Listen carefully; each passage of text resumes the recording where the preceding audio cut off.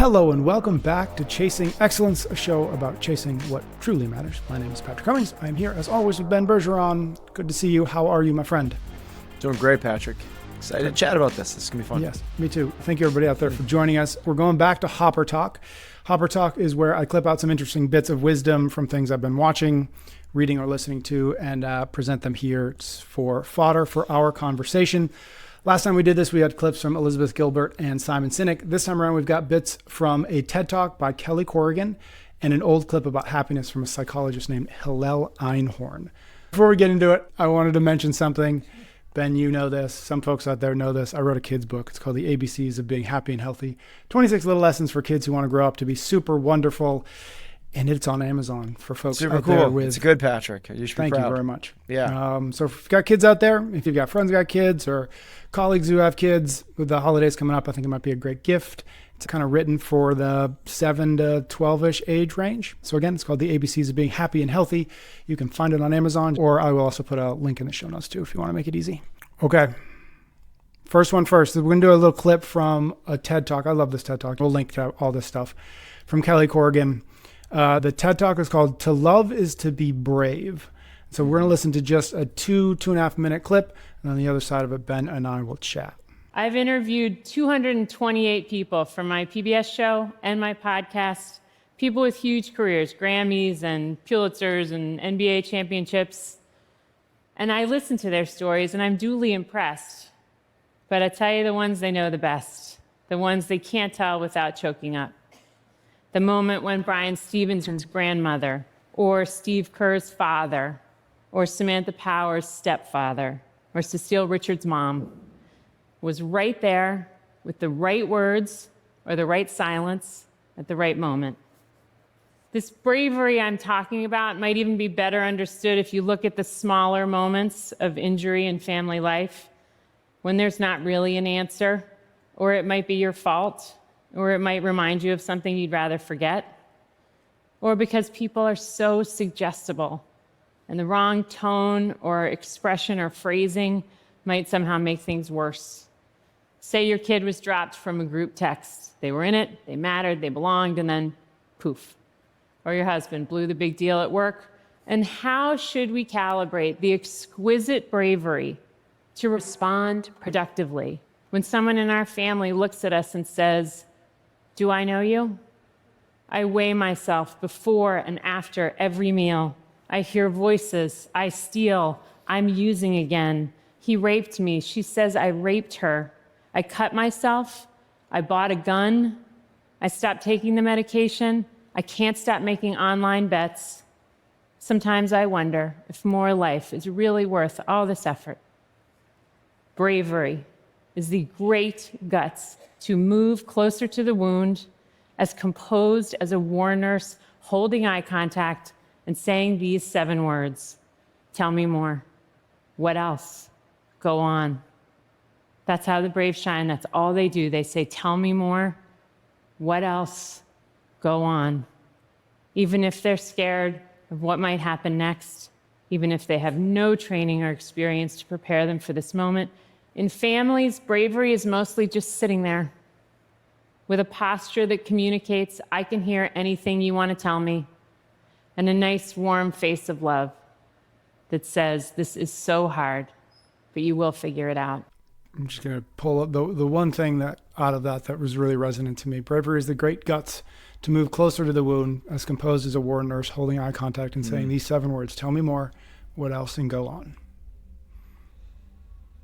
Really, really good. Again, Kelly Corrigan, To Love is to Be Brave. I first came across this months ago, and I think I actually sent you, I think maybe Jameson, a clip of this, and then I found the full TED Talk, and I just made a note that to do something with this.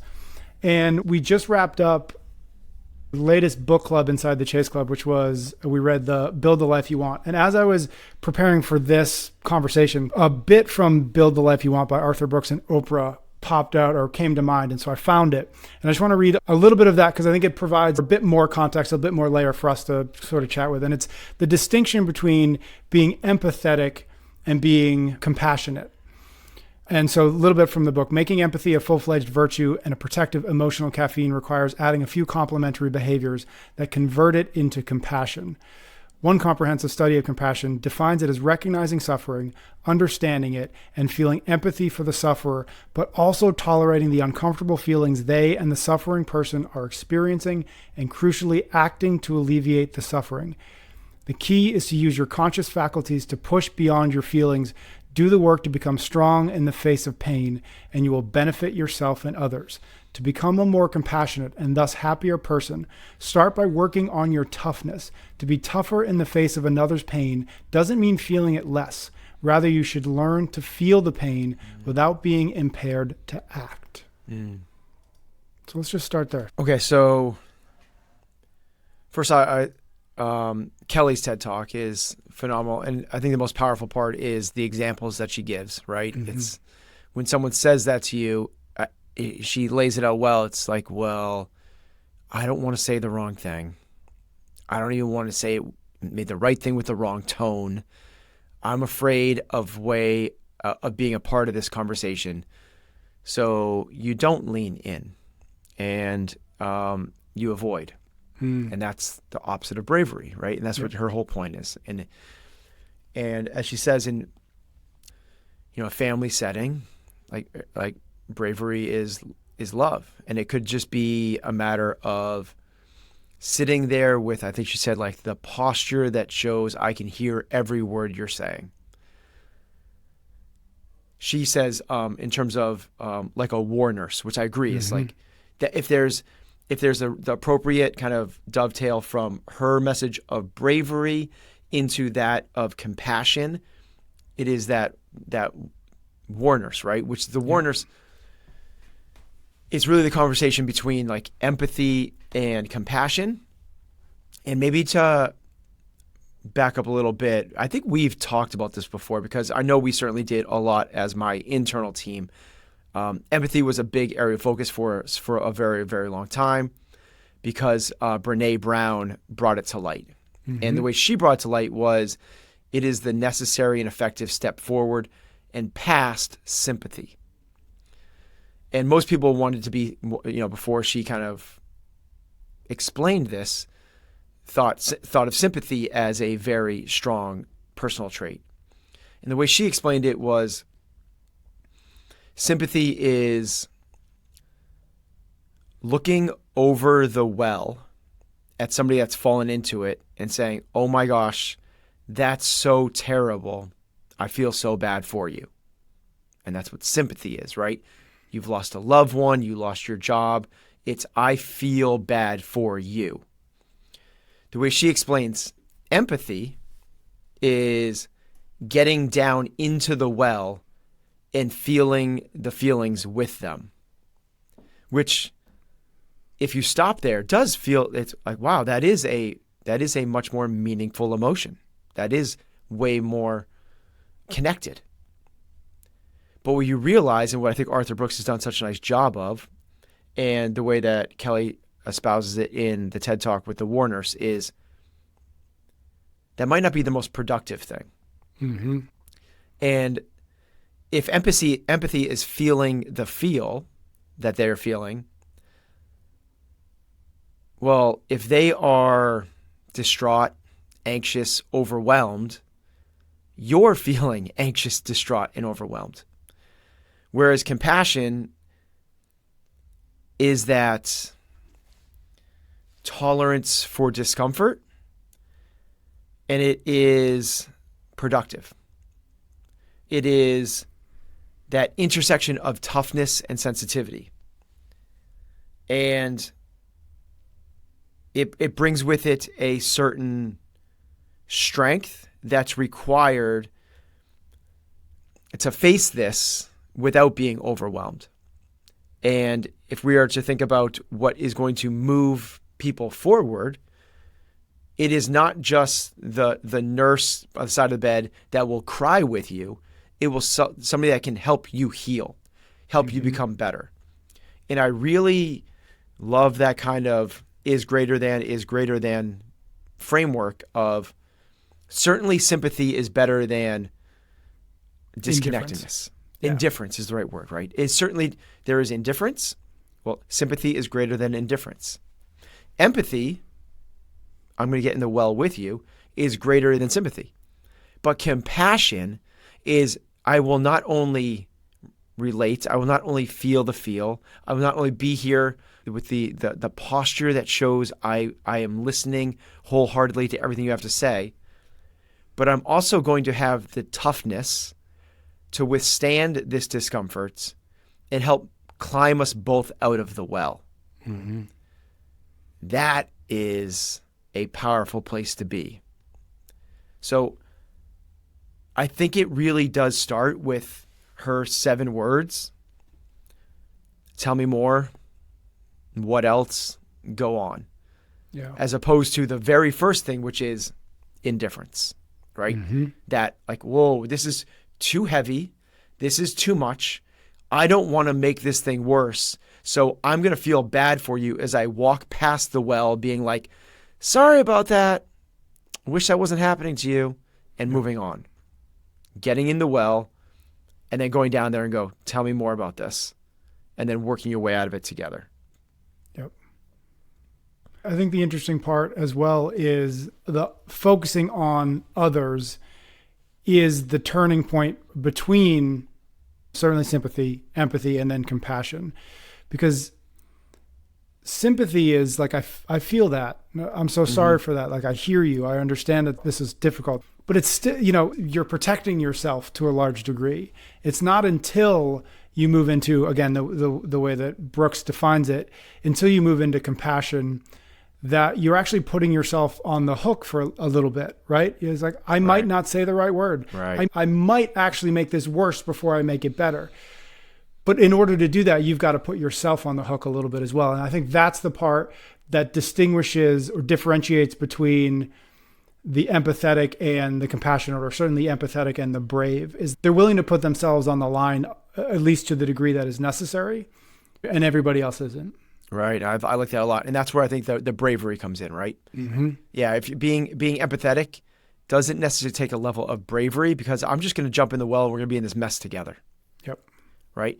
But me trying to give suggestions on how to climb out of the well, and maybe my suggestion isn't right because you slip and you fall and you actually get more hurt along the way. Yep. Takes a lot of bravery. It takes a real lot.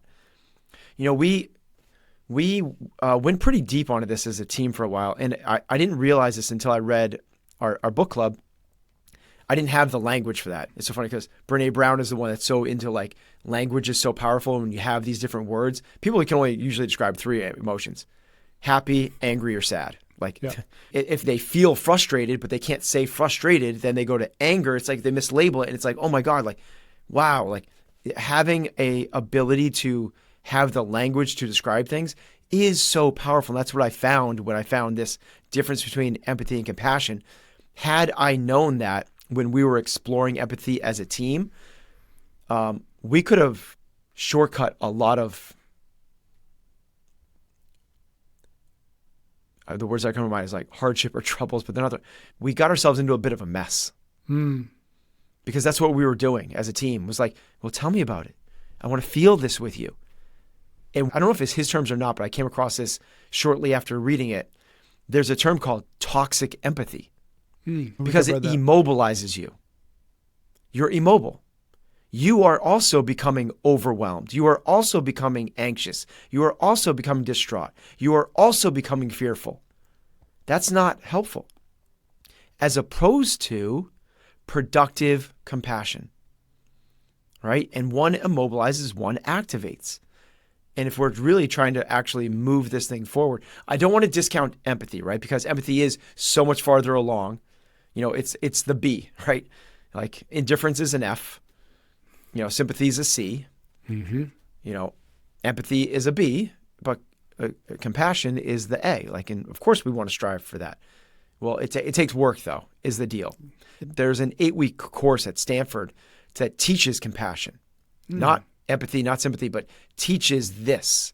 It teaches it in all different settings, from work to family to trauma to all these other things. And the big take home is not the course. The big take home is that it is teachable. Mm-hmm. They've done plenty of neuroscience to support it, where the parts of the brain that light up during empathy are the same ones that light up during compassion, but the difference is there are other areas that light up as well, like the prefrontal cortex, which is the decision making. So it's like you're not just leaving it to the feeling thing. I don't want to feel like people come off as like a hardo, because you're still feeling all the feels. Totally. This is the difference. All of the feels are still there. You're just doing it in a productive way. And so I said it's the intersection of toughness and sensitivity. It's not leaving sensitivity to be tough. Yeah, I love And that. I really like, in terms of like a team dynamic at work, or even like parents, like what better place to be as a parent than to be a compassionate parent rather than empathetic? She said, your kid gets cut out of a group text. What do you do? Yeah. Like the sympathy one goes, that does suck, Johnny. I'm so sorry about that, right? The empathetic one feels that, feels what that must feel like. The compassion one not only feels that as deeply, but also goes, okay, now what? Now what are we going to do? The last little bit from that chunk from Build the Life You Want, I just think is a great metaphor, and it fits into what you're saying, which is compassionate people are like Marines after training, just as likely to feel pain as anyone else, but able to bear it and function. Yeah, there's a I just think toughness to that's it. such like, if you just like a mental image of yourself in those times, in those conversations is, yeah, we've been here before and we know the way out. And that's the difference. I came across this. Compassion is acting decisively. It's a tolerance for discomfort. It is the strength required to face suffering without being overwhelmed. Yes. The war nurse. I love that. Okay. We're going to wrap it up there. Again, that TED Talk is called To Love Is to Be Brave by Kelly Corrigan. We are going to jump into our second, but first let's say thanks to a few sponsors real quick. We're brought to you this time around by SciFox Health, the easiest and most affordable way to monitor your blood biomarkers from the comfort of your home. Visit scifoxhealth.com/excellence today to get 20% off your at-home blood test kit. If you're passionate about optimizing your health and performance, understanding your blood biomarkers is essential. SciFox Health, that's spelled SIPHOX, offers a revolutionary at-home blood test that focuses on 17 essential biomarkers, providing you with a complete health overview in one easy-to-use kit. Say goodbye to costly clinic visits and long waits. Say hello to knowing where your vitamin D, cortisol, testosterone, and testosterone levels are. That's a hard word to say. With just a few drops of blood, you can collect your sample at home and track your health improvements regularly. Their tests are exceptionally affordable, having slashed blood work costs by over 88%. Combine your blood biometrics with data from your fitness tracker for actionable insights and recommendations tailored to your optimal health. Don't wait to take charge of your well-being. Visit scifoxhealth.com/excellence to claim your discount and start your journey towards better health today. We're also brought to you by Momentous, a supplement company dedicated to trust and transparency. Until November 24th, which is very soon, use code EXCELLENCE at checkout on livemomentous.com for 25% off all our favorite supplements. The holiday season is upon us, and while it's easy to feel the pressure to give, remember that you can't pour from an empty cup. Take care of yourself first with the Momentous 3, protein, creatine, and omega-3s. These essential nutrients form the foundation of long-term health and support every cellular function of your brain and body. With benefits ranging from muscle recovery to enhanced focus and energy, this simple protocol can drive significant improvements to your health span. Momentous goes above and beyond by crafting formulas with human performance experts and ensuring they're NSF and Informed Sport certified. You can trust that what's on the label is exactly what you're getting, with ingredients sourced for quality, not just cost. This holiday season, allow yourself to prioritize your health with Momentous. Don't miss out on exclusive early access to their Black Friday, Cyber Monday deal until November 24th. Use the code EXCELLENCE at livemomentous.com for 25% off your order and enjoy a free gift of 5 nights of their best-selling sleep packs on all orders over $75. That's livemomentous.com. Use the code EXCELLENCE. Okay, let's get into our second clip here. This is from, he was an American psychologist, played a role in the development of the field of behavioral decision theory. His name is Hillel Einhorn. And here is, it's a short clip, it's about a minute. Now, there are some interesting issues there about looking for evidence opposed or evidence about non-occurrences. And this was brought home to me dramatically in a Chinese restaurant one night. After the meal, I bought the usual fortune cookies, and I opened the cookie and I read my fortune. It was a very interesting one. It said, don't think about all of the things that you want that you don't have. think of all of the things that you don't want that you don't have. Well, that kind of stopped me dead. I don't know who writes these things. This is a very interesting one. So I immediately draw a little 2x2 table. Want, not want, have, not have. And of course, we think about what we want that we have, what we want that we don't have, what we don't want that we have, but rarely do we ever think about what we don't want and what we don't have. And so I like to use this example to point out that if the correlation between wants and haves is some notion of happiness, and because that don't want, don't have says so large, we're actually a lot happier than we think we are. The audio in the last bit got a little bit wonky. I couldn't fix it. This is an old clip randomly on YouTube. So I'm just going to read that last bit. And this is what he says. And because that don't want, don't have cell is so large, we're actually a lot happier than we think we are. I'm going to do a little bit more context to this before we dive in. I found this clip on David Epstein, who's the author of Range, on his newsletter, his Substack. A little bit of interesting tidbit. He wrote, Einhorn shared this wisdom just a few months before he died of cancer at the age of 45, which just provides a little bit more poignancy. But more than that, I wanted to try to describe, and on the blog, and again, we'll link to it, there, Epstein he created this 2x2. And a 2x2, for those folks to imagine, it's like the Eisenhower matrix is another one we've talked about. 4 quadrants, split it in the middle. Top left quadrant are things you want and things that you have, and that makes you happy. Top right quadrant, things that you want that you don't have, and that makes you unhappy. Bottom left quadrant, things that you don't want but you have, makes you unhappy. And then the message here, the bottom right quadrant, where if you think about it in the way that Einhorn is describing it, is massive, is filled with things you don't want and you don't have. And when you recognize that, it will make you very, very happy.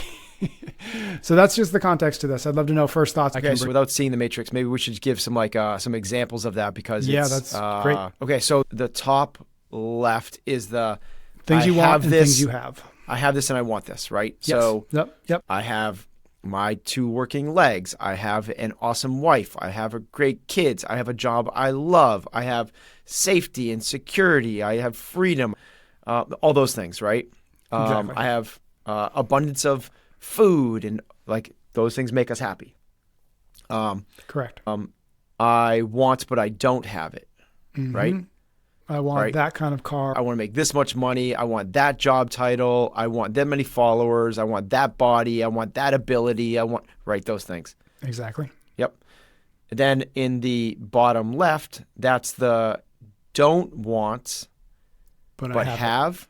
Yep. And that makes us unhappy. That makes us unhappy. So that is crappy car. I have a job I don't like. I live in a place that my friends don't live in. I live in the Northeast, and it's always crappy weather. Exactly. Yeah.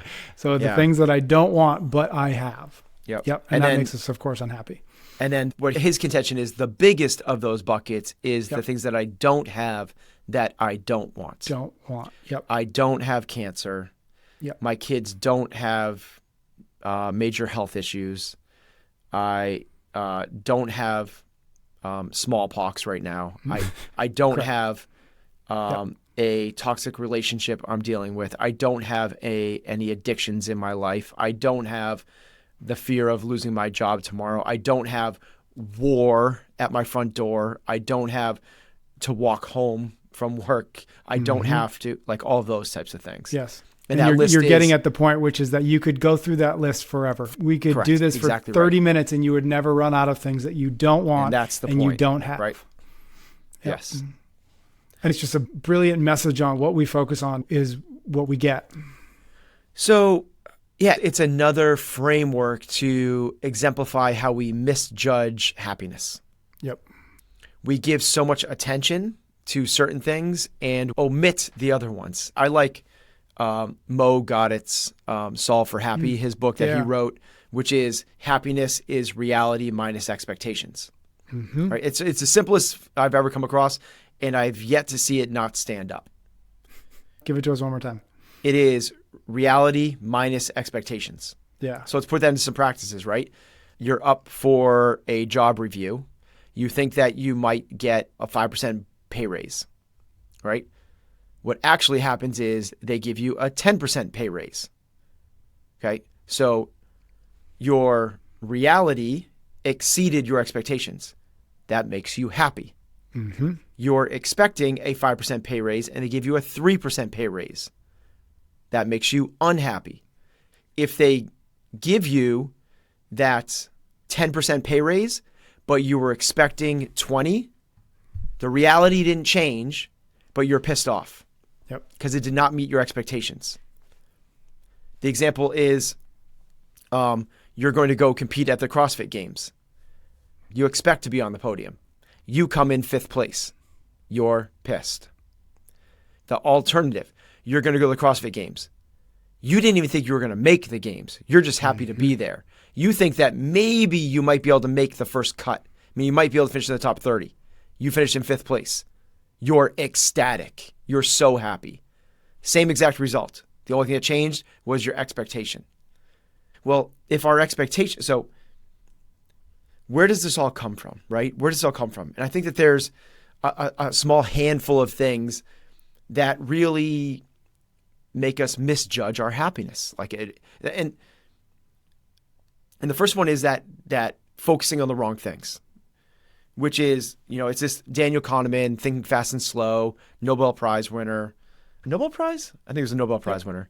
He calls this misguided focus, which is we think that the raise, we think that the car, we think that the things that I don't have that I want. We think that getting those in that quadrant, we think that when we get those, that will make us happy. They bring us short-term pleasure and then they go away. That's what ends up happening. So pay raises, job titles, accolades, awards, increase in pay, getting Bigger more house. different possessions. Exactly. We get it, right? As opposed to more meaningful things like better relationships, living with purpose and meaning, your health, right? Those are actually the things that science tells us actually bring happiness. It's one of the big differences. We seek, as human beings, we seek the transient instead of the long lasting because we have a presence bias, which is we wanted this thing now. We want the thing now.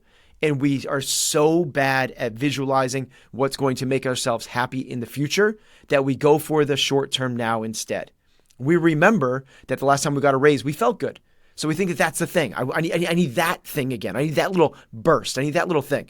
Remember how good that piece of cake felt, right? So we go for that thing.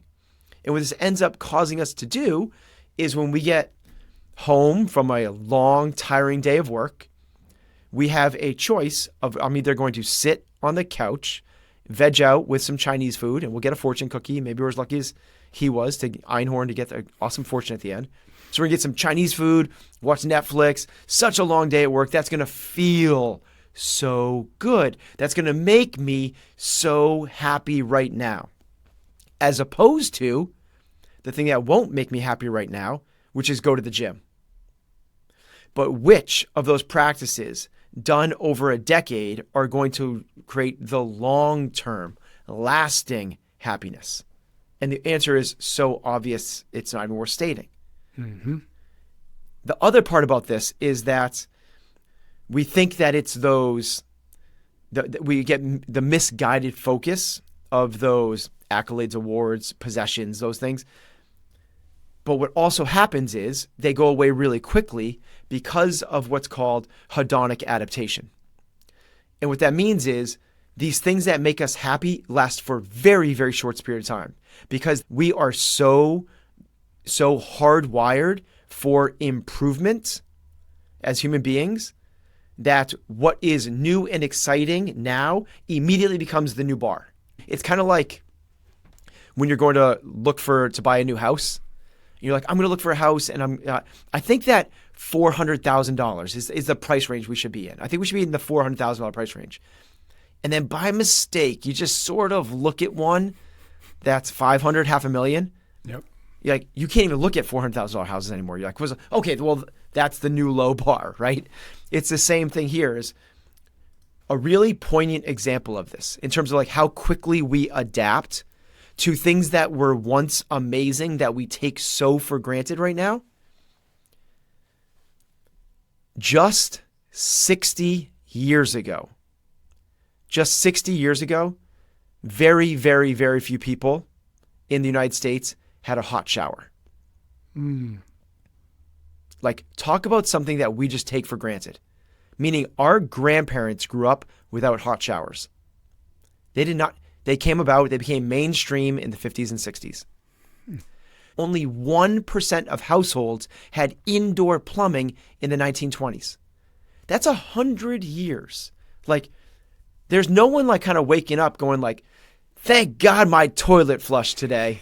Like, that's just a miracle. That is amazing. Like, I am the luckiest dog alive. Like, my toilet flushed.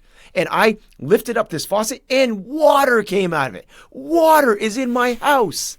Like, because we so quickly adapt to these new circumstances. It's just like hedonic adaptation. It's like, okay, that's the thing. Now what's next? And we're problem-seeking beings. Once we have something solved, we go to do the next thing. It's what made our species so amazing.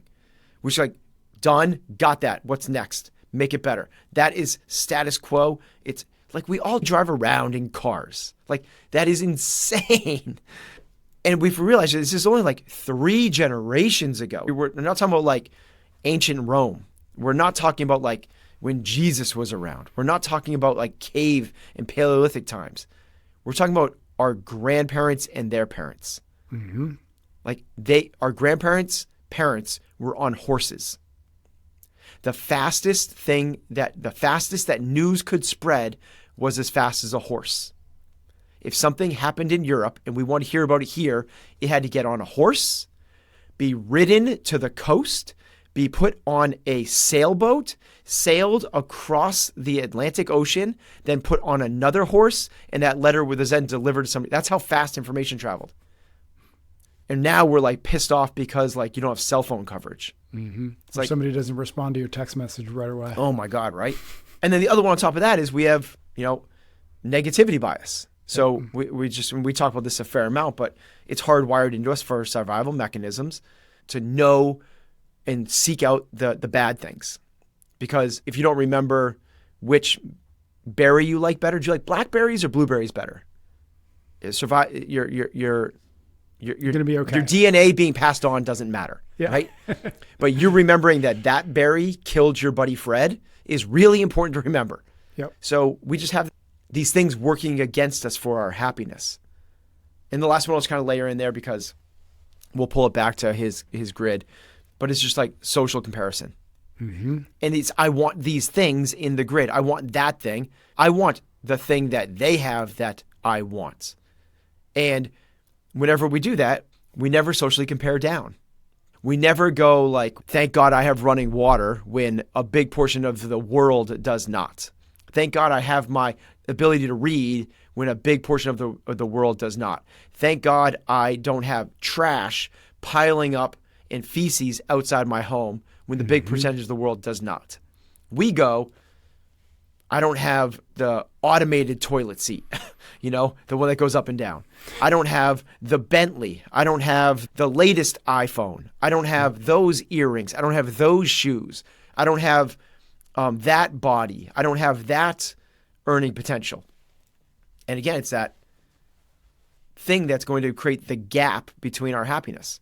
And all this is like, well, if you can override the negativity bias, the social comparison, understand the hedonic adaptation and that treadmill that we're on, that we're always trying to keep up, that have this bias towards recency, this present bias, you get to start to understand why people don't pay attention to that bottom right-hand corner. Mm-hmm. And when you do that, and this is like gratitude practice, right? And a lot of times when I'm doing gratitude practice, the way that they teach it is not just like, I'm so grateful that I have a dog. I'm so grateful that I have a car. I'm so grateful that I have a loving family. It's, I'm so grateful that I don't. I'm so grateful that I don't have X, Y, and Z. And you realize that practice could go on forever, to your point. I think it's both obvious but worth mentioning, which is like the whole point of this, where I think this idea is so powerful, is that something we've talked about before, which is like the power of our attention and the power of what we focus on, creating what we see more of. What we give our attention to creates our perspective, and our perspective creates literally what we believe the world is. It's nothing more than that.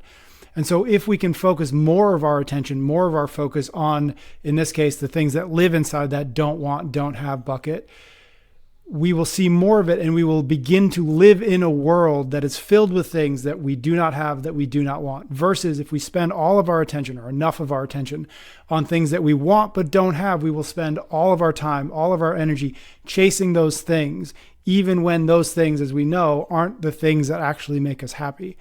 And so it's like writing the script for ourselves when we take control of our attention, when we own our attention. It's writing the script that we are going to then live by. It's creating the world in which we exist. And so this isn't just like a frou-frou, like, yeah, we should be more grateful and we should have a gratitude practice. Like, no, this is creating literally the world outside of yourself that you see, that you pay attention to, that you exist in. And it's easy to forget that. It's easy to forget like meditation. It's not like a thing we do to be healthy people. There's a point to it, and it's to create the focus, create the attention, so that we are existing in a world that we want to be in. So well said, Patrick. Love that. It's, owning the attention, and which leads to perspective, which shapes the storytelling. And storytelling, that narrative is our lives. Yep, exactly. That is great. Our lives. I love that you brought that in, because that's what it is. Yeah, that's the right word for it. Love that, man. Yep, cool. Okay, and again, I'll put links to both those clips, or both those little videos if folks want to watch them for themselves, dive even deeper, again, especially that TED Talk. I'll put those links in the show notes. And that was fun. That was always fun. Thank you so much. Thank you, everybody out there, for listening. Thank you for your ratings and your reviews.